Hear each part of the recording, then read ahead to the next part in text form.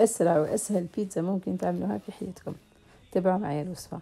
في ان ريسيبيون نحطوا 3 كيسان نتاع الفرينه، نزيدوا لهم ملعقه نتاع الملح مع ملعقه نتاع السكر، 3 ملاعق ياغورت طبيعي. الملاعق تاع الياغورت يكونوا ملاعق اكل، 3 ملاعق اكل ياغورت طبيعي، مع 4 كاس تاع الزيت نباتي، 4 كاس تاع ماء دافي، ونص كاس تاع حليب دافي.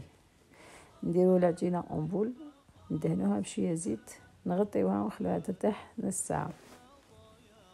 من بعد ناخذوا العجينه تاعنا نقسموها الى كويرات. انا ناخذت لي 13 كويره، كل واحد على حساب المقله اللي عنده. نخلوهم يرتاحوا 5 دقائق قبل ما نحلوهم.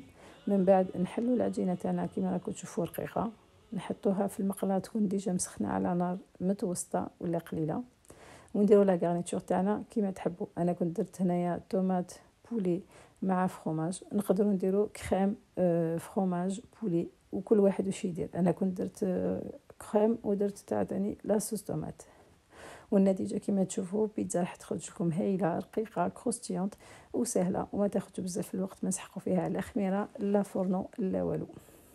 اي فوالا، ما تنساوش تبارطاجيوها مع احبابكم وصحابكم، ان لايك ان جيم ان كومونتير.